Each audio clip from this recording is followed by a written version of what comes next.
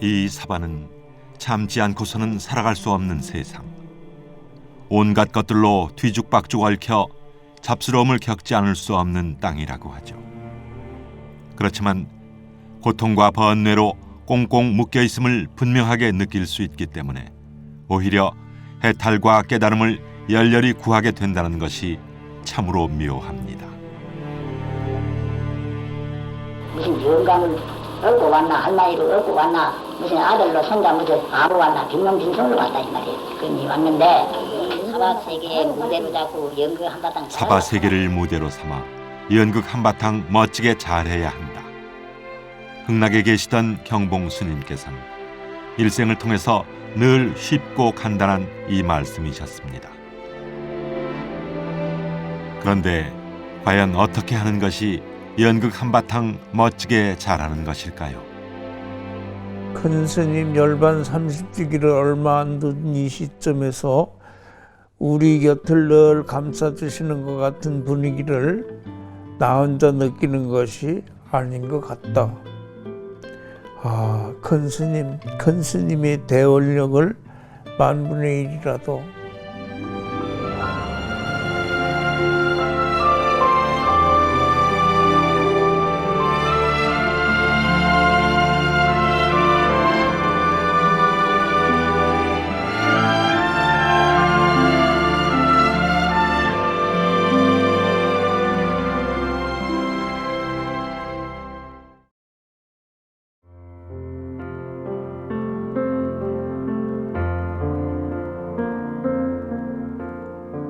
(90평생) 대중을 교화하고 선풍을 크게 진작시킨 스님의 덕화는 과연 어떤 부피일까요? 탄생 120주년이자 열반 30주기인 7월 16일 통도사의 설법전에서 근세에 가장 존경받는 선승 가운데 한 분이신 경봉 스님의 달해제가 봉행되었습니다. 옛 조사의 살림살이를 들어 금일 경봉대선사영전에 법행을 올립니다. 30년이라는 세월은 길고도 긴 시간이지만 큰 스님의 가르침이 시공을 넘어 이어지니 지난 세월은 그저 순식간에 불과할 뿐입니다. 교주의 진면목을 보기 위해 극락선언에 들었던 때 그 기 깊은 스님의 안감과 온 얼굴에 한박 웃는 자비로운 미소, 저는 어찌할 바를 몰랐습니다. 큰 스님 그립습니다. 돌에 새겨진 흔적처럼 30년의 세월이 지나도 그 감동은 이처럼 쉽게 사라지지 않고 있음입니다. 큰 스님의 열반 30주년을 맞아 통도사 성보박물관에서는 미공개 유품들을 공개하는 특별 전시회를 열었습니다. 일제 마렵과 해방 공간에 한국 불교를 이끌고 간 위대한 지도자, 사자후를 토하던 선승, 시서화 3절, 차에 선까지 더하여 5절, 지극한 인간의 영정과 사진들은 스님께서 그토록 만나라던 주인공의 그림자들일 텐데요. 과연 어떤 것이 스님의 참모습일까요? 그 모습 전체에서 풍기는 위험스러운 면이라든지 하여튼 보통 사람이 도저히 나타내지 못하는 그런 것을 느꼈어요. 그 큰 스님 이야기만 하면 그냥 한의심이 나고 즐겁고 행복하고 그래요. 정말 훈훈한 봄바람 같았어.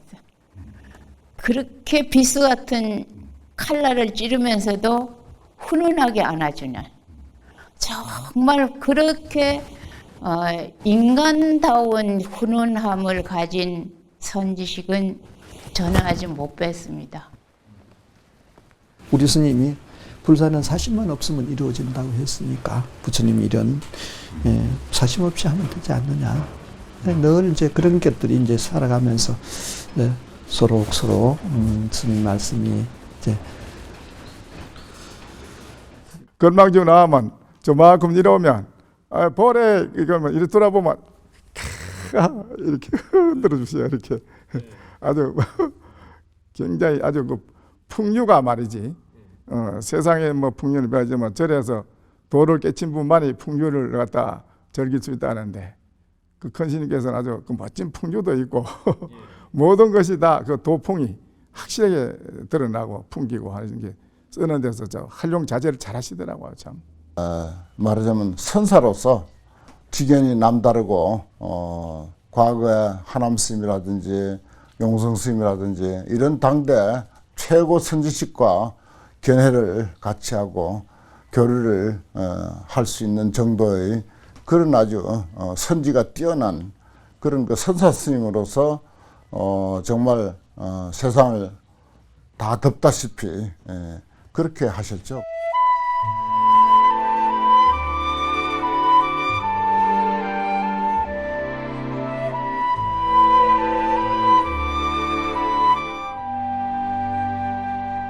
(1950년대) 어느 날 양산 통도사의 경봉 스님 앞으로 한 통의 편지가 배달됩니다.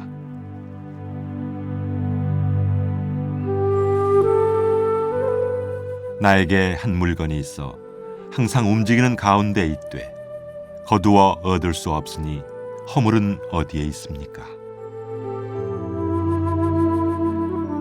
편지를 보낸 곳은 수덕사의 능인선원. 당시 이 엽서는 당대 최고 선지식들에게 모두 전달됐습니다. 나에게 한 물건이 있다고 하는 놈을 속히 잡아오면 더불어 상냥하리라. 입술을 움직이지 않고 일구를 말하면 너에게 말하리라. 죽은 말에는 침과 뜸을 놓지 않겠다. 경봉 스님께서는 질문에 대하여 이렇게 대답했습니다. 나라고 부르는데 또한 내가 아니니 괴롭고 괴롭도다. 야반 삼경의 발바닥을 보거라.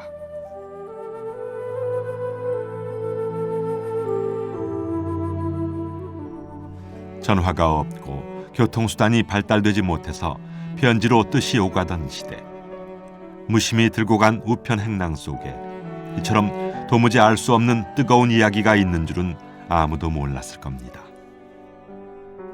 큰 스님들의 향기 높은 법거량도 이처럼 편지로 오가던 때가 있었던 겁니다. 이 편지들은 번개나 벼락 같은 것입니다. 시시콜콜한 일상사의 안부가 아니라 참으로 귀중한 법에 대한 기록들이죠.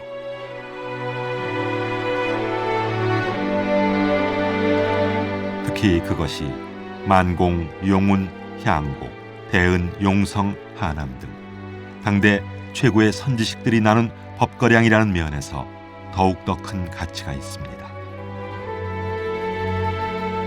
매우 흥미로운 것은 이 백지의 편지입니다. 68년 1월 29일자 향곡 스님으로부터 경봉 스님께 보내졌으며 발신처는 묘관음 선원인데 봉투에는 간절히 답을 원한다고 쓰여 있습니다. 내가 이 당시 스님 모시고 있었거든. 날 불러서 이렇게 왔다. 그래서 그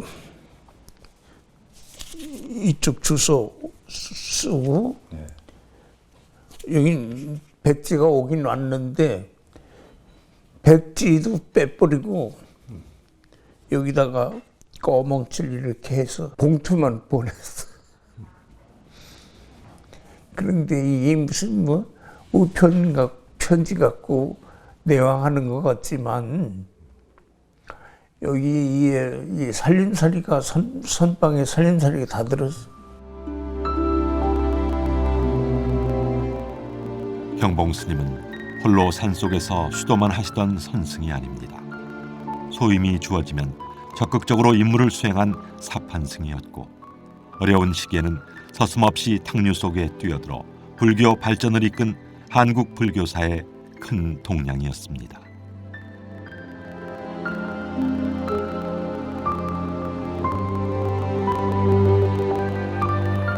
참선으로 크게 깨달아 도를 이루었음에도 불구하고 염불하고 책을 읽고 기도하는 기초적인 신앙의 모습들을 오히려 권장했죠. 시서화 3절에 차를 겸하시면서 세상의 풍류도 껄껄 웃으며 받아들이셨으니 중생의 교화에 오른 큰 술의 참 모습이 아닐 수 없습니다.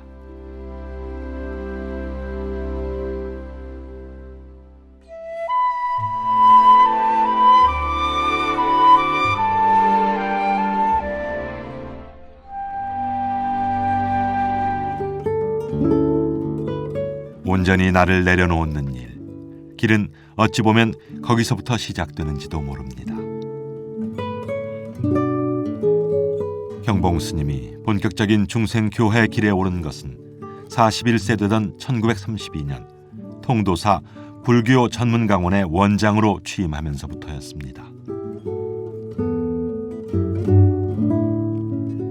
깨달은 선사에게 강원장이라는 직함이 어울리지 않을 수도 있었지만 스님은 선과 교에 얽매이는 그런 경지에 있지 않았습니다.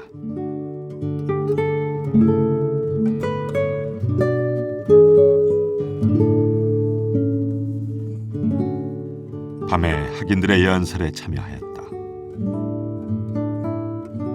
연재는 봄맞이, 불교에서 본 대자비주의, 망중한 등이었다.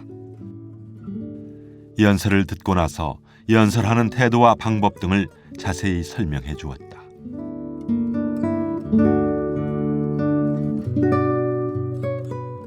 경봉 스님의 일상은 눈코 뜰 새 없이 바쁘게 돌아갑니다.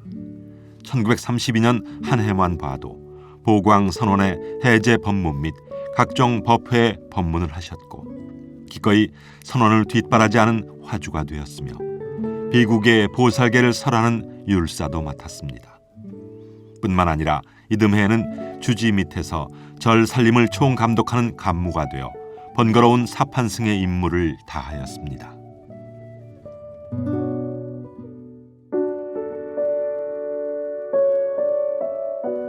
경봉 스님은 1935년 9월 대본산 통도사 주지로 취임했고 다양한 방면에서 발전적인 개혁을 단행했습니다.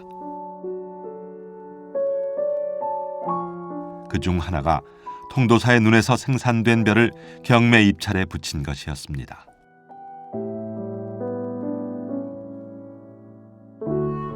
언양에서 사중의 별을 입찰 경매하다. 1등품 3가마, 2등품 390가마, 3등품 605가마 등 외 109가마, 개 1107가마 내에서 매 가마당 7원 85전씩 박현진이 사가고 사중창고 500석, 매 석당 17원 39전에 황현암이 사가다.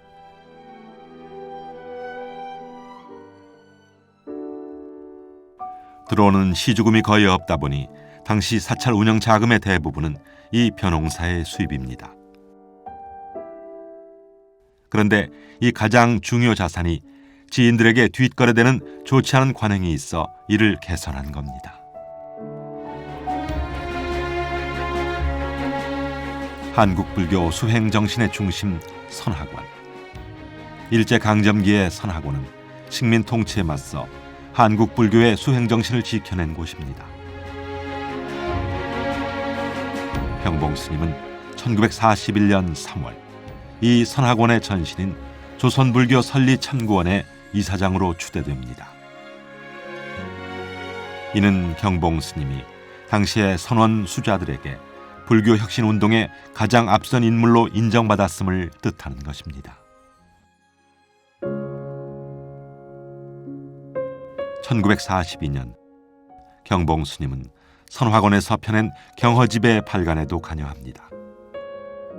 그렇지만 그 이후 무리한 공출과 징용이 거듭되는 등 일제의 독한 말기적 증상이 나타나던 시대에 스님은 통도사 극락암에만 머물렀습니다.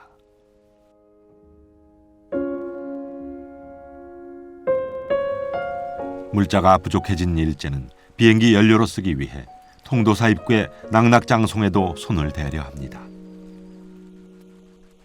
일제가 송진을 채취하려고 하자 큰 스님께서 주지수에 달려가셔가지고 이 무풍환송 주변부터 입구부터 하게 되면 민심이 들 거라서 큰일이 난다. 기왕이면은 저 안쪽에 자장암 안쪽에서부터 전부 천천히 다 해가면 되지 않겠느냐. 그렇게 해서 임도를 대는 과정 중에 전쟁이 끝이 난 거죠. 경봉 스님께서는 이 극락암의 쇠북도 땅에 묻게 합니다. 물자 공출로 혈안이 되어 산골까지 들어왔으니 머지않아 일제가 패망할 것을 내다보신 겁니다.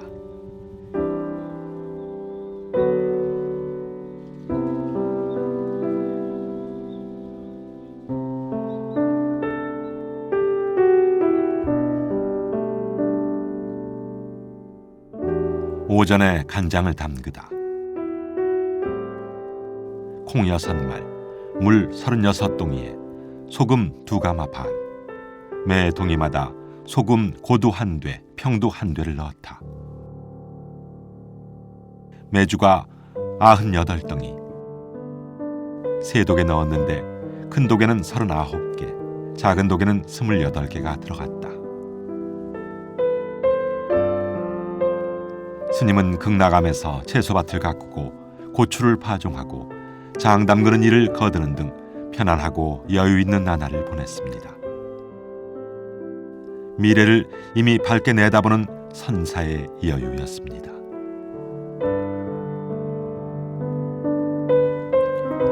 한편 이 시기에 스님은 우뚝한 첫 상좌를 맡습니다.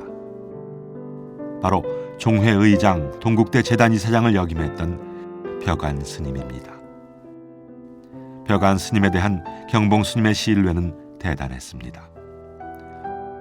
원래 통도사 북은 면사무소 직원 출신으로 늦깎이 출가를 하였던 스님은 타고난 성실성과 재주로 다양한 방면에서 탁월한 수완을 발휘했습니다.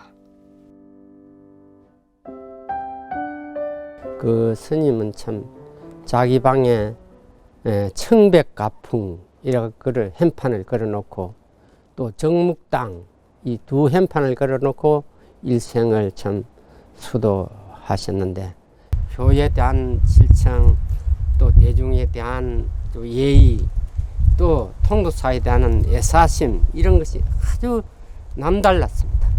그렇기 때문에 통도사가 오늘날까지 농지 계획 이후에 토지를 제일 많이 차지한 사람이 상노전 백안 스님입니다. 백안 스님 아시면 통도사 논 없습니다. 월화스님하고 두 분이 논 찾는데 아주 큰 역할을 하셨습니다. 1945년 8월 15일 우리 민족은 저 길고 드디어 민족 해방의 날, 경봉 스님께서는 이 감격의 날을 맞아 한 편의 시를 쓰셨습니다. 동해반도의 새 가을을 맞을 즈음 만국전쟁은 이날 모두 끝났다. 길이 빛나거라 순국절사의 공명이여. 와신상담한 충렬들 그 근심이 얼마였던가.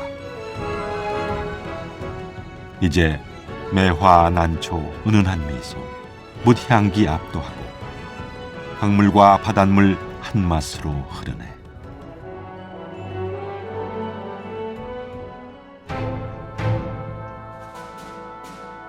사회 전반에 몰아닥친 격변의 물결. 광복과 더불어 불교계에서도 친일불교 청산과 혁신운동이 크게 일어납니다. 그리고 그 중심은 선학원이었습니다. 1945년 9월 24일 선학원 이사회는 이사장으로 경봉 스님을 추대합니다. 이치에 걸림없고 일에 통달하니 적임자라는 것이 당시의 중론이었습니다. 스님께서는 우리는 정치 일에 참여 말고 오로지 불교 개혁에만 힘쓰자고 말씀하셨습니다. 그러나 곧 선학원과 총무원의 대립이 시작됩니다. 1946년 11월 선학원을 비롯한 7개의 각종 불교 혁신단체는 불교혁신 총연맹 본부를 조직, 스님을 위원장으로 모시고 새 종헌을 마련해야 한다고 주장합니다.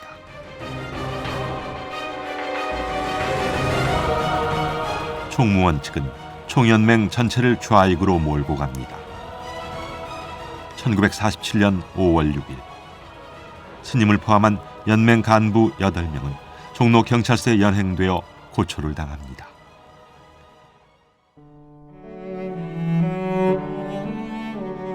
불교 혁신 간부 8인을 연행함으로 일반 여론이 분분하더라. 16호가 평생 잊지 못할 일이다. 풀려나온 스님과 대표들은 5월 8일 태고사, 즉 지금의 조계사에서 최초의 전국 불교도 대회를 개최합니다. 또한 5월 12일에는 조선불교 총무원과 대응하는 조선불교 총본원을 결성, 전체 불교계를 정화하기 위한 힘을 키워나갔습니다. 이때 불교혁신운동의 원력은 6.25 동란 이후 불교 정화운동으로 크게 분출됩니다.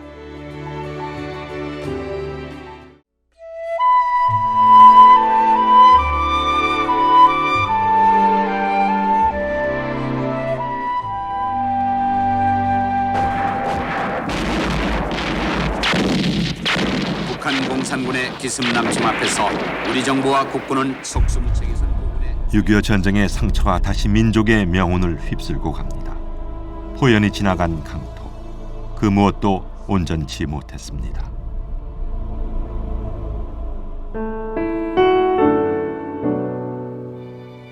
(1950년 3월) 스님은 모든 소임을 놓고 이곳 밀양에 왔습니다. 무봉사의 이 편액은 경봉 스님 글씨입니다. 스님께서는 이곳에서 쉬고 또 쉬는 무심도인이 되어 새로이 다가오는 시절 인연을 맞이하고 계셨습니다. 이 6.25 전쟁의 인연으로 또 한 명의 걸출한 제자가 들어옵니다. 바로 현재 통도사 방장 원명 스님입니다. 15살 어린 나이로 무봉사에 출가해 있던 원명 스님은 당시 이 무봉사의 선방 원주 살림을 맡고 있었습니다.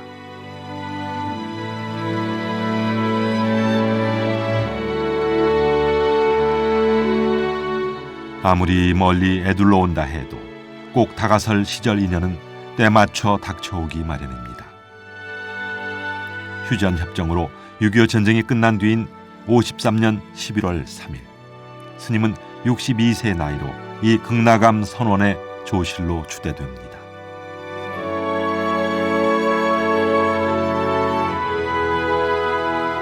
그리고 이날부터 열반의 그날까지 30년 전국으로부터 몰려드는 무수한 선객들을 맞아 막힘없는 설법과 선문답, 근기에 맞는 수행 점검으로 선풍을 크게 드높이게 됩니다.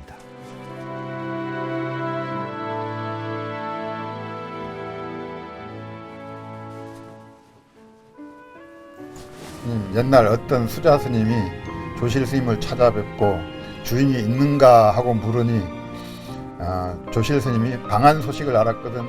이처럼 60년대 후반 경봉 스님이 주석하는 이곳 극락암은 전국에서 선객이 가장 많이 모이는 도량이 되었습니다. 이 시기를 통해 뜻깊은 전법들도 이어집니다. 열반 30년 이후인 지금까지 스승의 가르침을 책으로 펴내고 그 정신을 늘 품고 사는 효행상좌. 극락 호국 선원장 명정 스님도 이 시기에 출가합니다. 또 현재 통도사의 주지 살림을 하고 있는 원산 스님도 뒤따라 산문에 들어섰습니다. 정신적으로 뜻을 이어받는 건당 상좌나 참회 상좌들까지 그 외연을 넓히면 내용은 더욱더 많아지고 깊어집니다. 얼마 전 열반하신 활산 성수 스님도 그 한 분입니다. 성수 스님은 크게 대중 공양을 하면서 정식 건당을 했고 경봉 스님으로부터 법을 인정하는 전법계도 받았다고 합니다. 그 상로전에 배관 이제 그 스님을 시기 가지고 전법계를 이제 종이에다 크게 써가 도장 찍어 가지고 주면서 대흥전에 가서 사시 맞이 올리고 불공하고 대중 앞에 이 전법계를 공개해라. 그래 가지고 이제 했는데 그래 내가 이제 불공하고 해석을 이제 상론심이 한 거라 저걸. 상론심이 이제 극락하면 이제 경봉 큰 스님의 그 해석한 대로 그대로 이제 소위 말하면 대독을 하시고 또 그때 또 이제 받을 때 박수도 치고 그랬어. 예. 깨달은 도인과 더불어 한철을 같이 산다는 것은 마음속에 과연 얼마나 깊은 울림을 남기는 것일까요? 학문이라든지 이 법문 같은 데 대해서 이렇게 돼서 자유자재로 쿠사하면서 수자를 다룬다든지 뭐 법문을 해서 포교를 하면 이 두 가지 세 가지를 다 갖추기가 어려워요. 그런데 우리 은사 스님께서 말씀하시기를 정말 우리 한국 불교계에 정말 훌륭한 도승이다. 스님들 선방 있고 바로 그 옆에 제가자들이 있는데 보살들이 많이 싸우더만요. 그렇게 많이 다투어서 찌그럭찌그럭 하길래 그때 제가 워낙 젊어가지고 입성을 보면서 조실 스님 방에 찾아가서 스님 보살들 저 공부는 안 하고 맨날 시비만 하고 싹 그냥 보내버릴 겁니다. 그 다 보내 한번 정신 차리지 안 됩니다니까. 노장님이 가짜는 거죠 아주. 그거 앉아봐라. 꿇어 앉으니까 내가 소시재게 말이다. 그러니까 예 스님. 빈 방에서 뿌시락 뿌시락 소리가 나서 쥐가 들었나 해보니 가보니 아무것도 없더라. 그래 또 이제 옆에 방에 오면 뿌시락 뿌시락 하고 두 번 세 번 반복되길래 문틈으로 요리 보니 치마 저고리가 2개 걸렸는데 두 놈이 빠시락 빠시락 빠시락 빠시락 해서 빈 치마 저고리도 걸어놓으면 소리가 나는 거다. 하물며 그 안에 살아있는 생명이 가면 저게 법이구나, 저게 도구나, 저게 인생 흘러가는 강물이구나 해야지. 뭐? 쫓아보내? 지금도 그 말이 제가 늘 가슴속에 남아있어요. 스님의 유발 상좌였던 김현준 씨는 열반 11주년에 스님의 일대기인 바보가 되거라를 펴냈습니다. 다음은 그 한 대목입니다.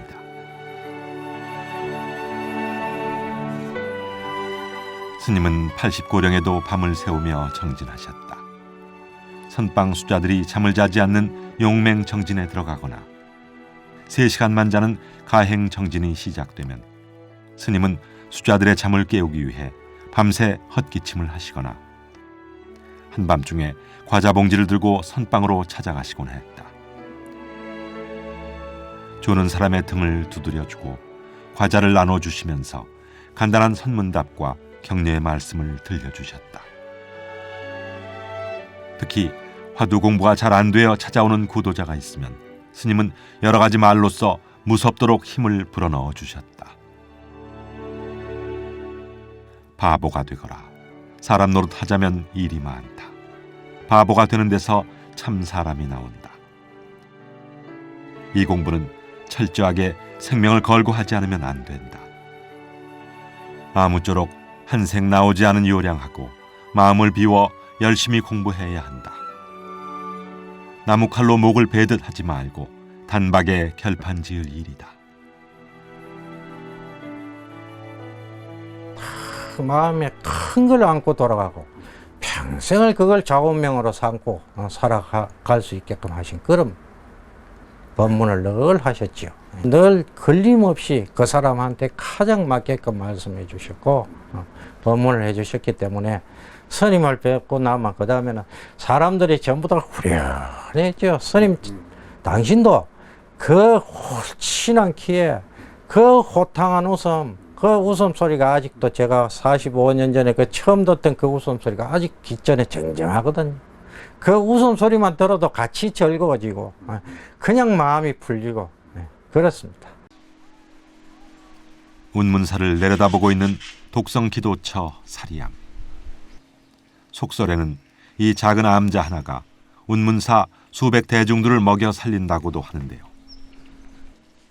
이곳이 오늘날처럼 전국 제1의 독성기도처로 자리 잡게 된 데에는 경봉 스님의 역할이 무척 컸습니다.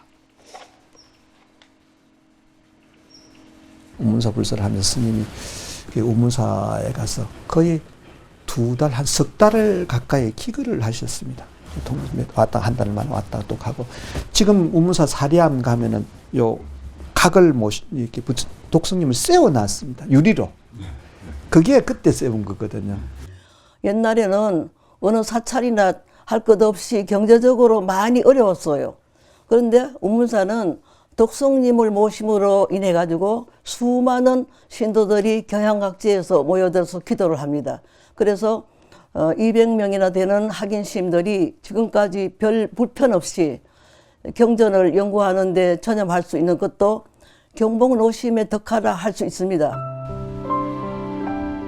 1956년 5월 스님은 이곳에 나반존자상을 봉안하셨고 7일 동안 기도하셨으며 영험처가 되기를 은근히 축원하셨습니다. 나반존자의 후불탱화 역시 스님께서 평소 아끼던 석정 스님께 제작을 의뢰하여 모셨는데, 이때 신선의 학부채 그림을 두고 주고받은 선문답이 인상적입니다. 이제 산신탱화가 그 손에다가 항 날개를 이렇게 날개 쭉질 띄어가지고 손에다 잡고 있는 그 부채로 잡은 그런 그림을 그렸어요. 그래서 그걸 보시곤 하시는 말씀이 뭐라고 하는 거니, 산신은 다 부처님 계를 받고 살생을 하지 않는데 어째서 그렇게 학의 날개를 그렇게 띄어가지고 그렇게 부채로 사용할 수가 있느냐. 그래서 그 전단향을 쪼개면은 다 쪼가리가 전부 전단향이듯이 산학이 몸을 넣으면은 전부 다 산학입니다. 죽은 학이 하나도 없습니다. 그러면 산신은 심통이 있는데 어째 부채를 가져야 꼭 그렇게 되느냐 이래서 그 부채는 심통을 돕는 겁니다. 그러니까 봄에 부채를 붙이면 꽃이 피고 여름에 부채를 붙이면 녹음이 무성하고 가을에 부채를 붙이면 이제 단풍이 들고 겨울에 부채를 붙이면 눈이 오고 그렇습니다. 이제 그 한문으로 그때 얘기를 했는데 내가 한글로 그저 우리말로 하는 겁니다. 예. 그랬더니 그 참 고개를 끄덕끄덕 하시고. 스님께서는 박복한 이 시대의 중생에게 독성 신앙도 좋은 의지처가 될 수 있다고 생각하셨습니다. 세간사의 자잘한 걱정들을 비워버리고 한바탕 멋진 연극을 할 수 있으면 좋으련만, 그러지 못하는 이 사바의 중생들에게 또 다른 의지처를 주고 싶어 하셨던 것입니다.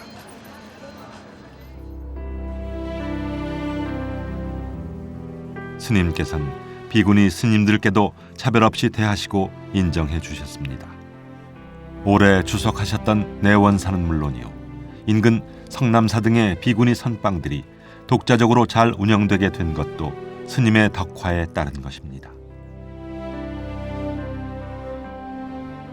양산 통도사 말사에 있는 내원사 있잖아. 제일 처음에 이제 효봉심이 법문하면 간단하게 딱 한마디 하니까, 또 그다음에 이제 두 번째 하동단 스님이 또 올라가서 법문을 했어요. 세 번째 말에 경봉심이 또 올라가가지고 법문하는데 아주 수자들도 알아듣기 쉽게, 신도들도 알아듣기 쉽게 얼마나 광장설을 했던지, 모두 다른 스님은 효봉심하고 동산심은 음하게 선법문으로 끝났고, 경봉심이 말이지 신도들 귀에 속 들어가도록 아주 말이지 법문을 최고로 했다고 말이야. 모두 그래 섰더라고. 그런데 신도들 입에서 그래 나왔었다고 보니까. 그래 그럴 때 하면은 이제 이 경봉심이 특히 더 이제 다른 사람들이 신앙심을 더 가지게 되고 존경하게 된 내용이 뭐 그런 거예요. 팔방미인, 그 다채로운 자유의 분상, 곧 그만큼의 자비로움입니다. 선은 한순간의 아르마리도 용서하지 않는다고 하는데요.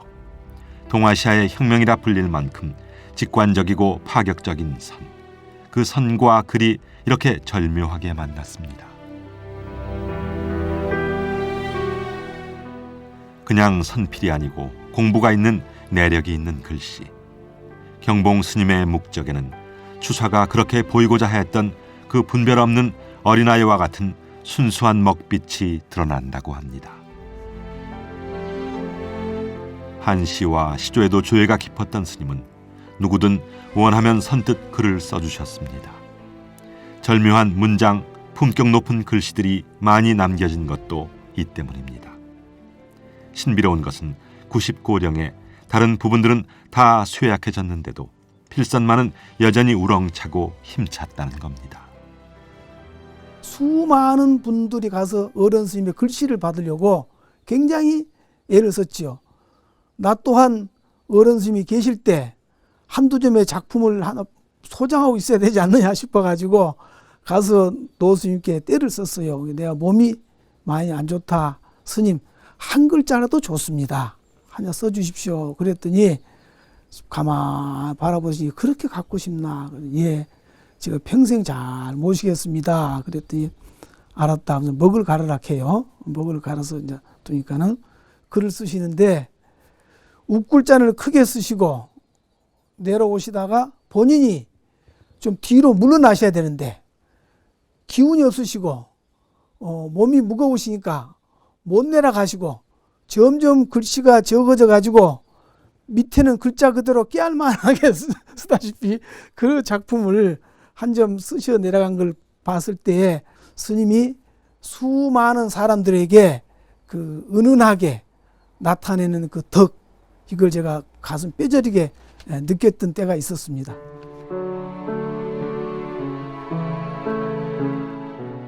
스님의 글씨는 곳곳에 희연판 글씨로도 많이 쓰였습니다. 스님을 진심으로 존경하고 따르던 이들이 스님의 글씨를 걸었기 때문입니다. 달마도, 시무도 등 스님께서는 예술성과 선기가 결합된 그림들도 많이 그리셨습니다. 그래서 스님이 거처했던 작은 방 삼소굴은 늘 어지러웠다고 합니다.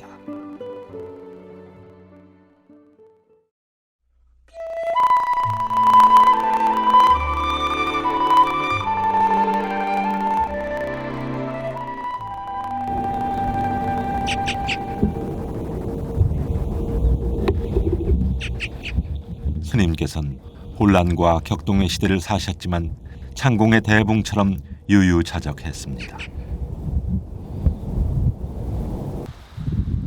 30년을 주석하신 삼소굴.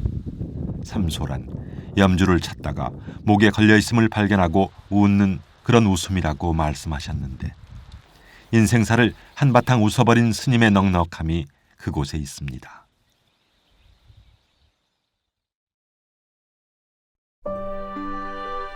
스님은 이치에도 밝고 일에도 밝았습니다. 남의 사정을 잘 알아주었고 대중의 분위기도 잘 파악했으며 노인이면서도 신세대의 젊은이를 잘 이해하셨습니다. 때문에 극락암은 언제나 구도자들로 가득했습니다. 수행승은 물론 어린 학생이나 촌부들에게까지도 가장 적절한 법문을 들려주었으므로 스님을 친견한 이들은 마음 가득 평생의 양식이 될 무엇을 담아갔습니다.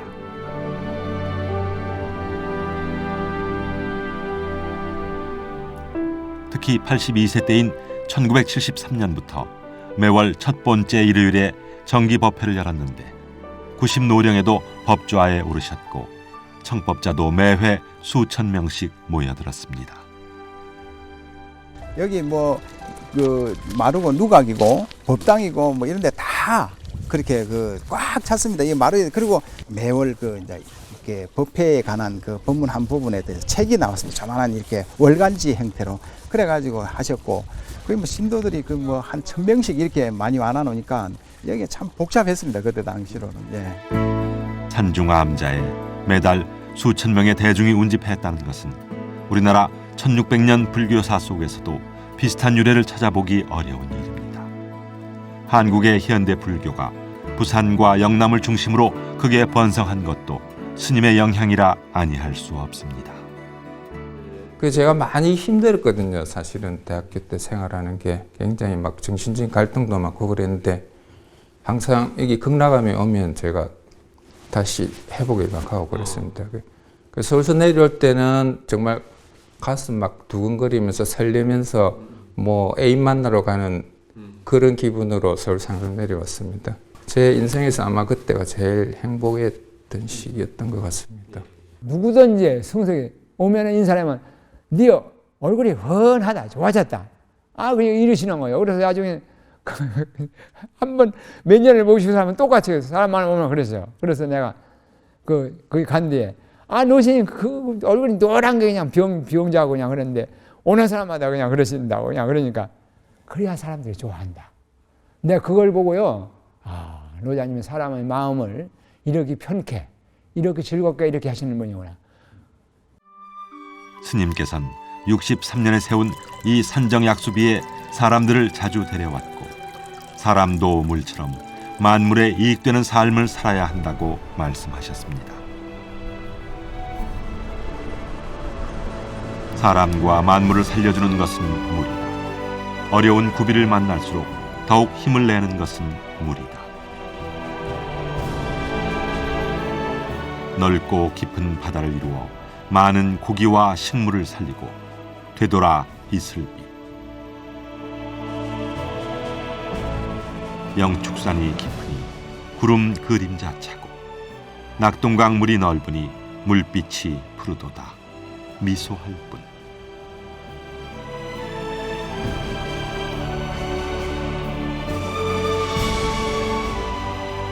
알아.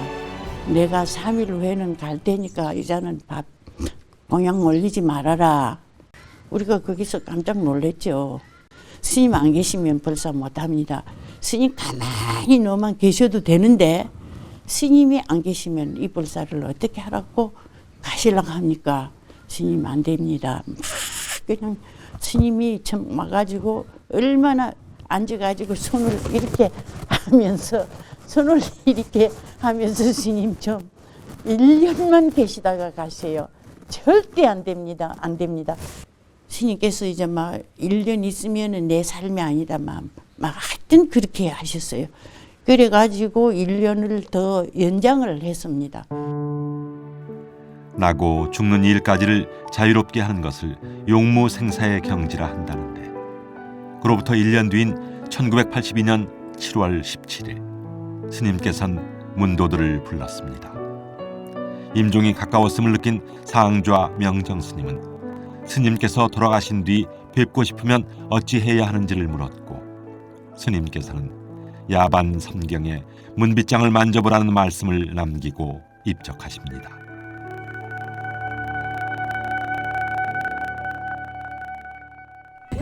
스님도 이렇게 가시고 이제 스님도 이렇게 가시며 그길 대종파께서도 또 이렇게 가셨습니다.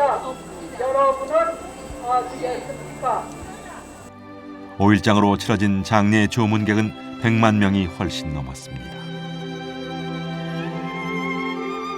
돌이켜보면 1966년 수위를 짓던 날 스님은 일기에 생멸 없으나 세상 인연 다해가는 무상감을 이렇게 적으셨습니다. 39년간 받은 부고가 대략 640여 명. 이 많은 사람들 어디로 갔는지 한 번 가고는 소식 없구나. 옛 부처도 이렇게 가고 지금 부처도 이렇게 가니 오는 것이냐 가는 것이냐. 청사는 우뚝 섰고 녹수는 흘러가네.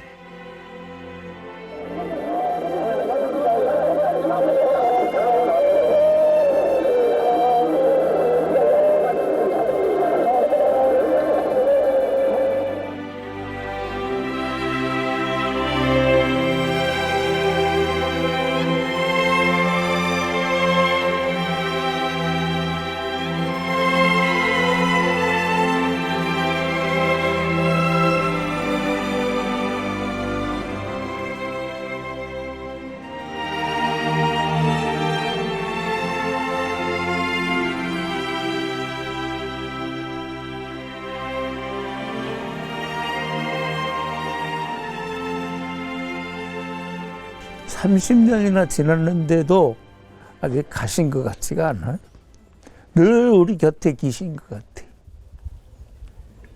그래, 이 큰 스님은 육신은 가셨어도 큰 스님 수행하시던 이 도량하고 큰 스님 어른 그저 구석구석 배어 있구나, 이걸 우리가 느낄 수 있어요.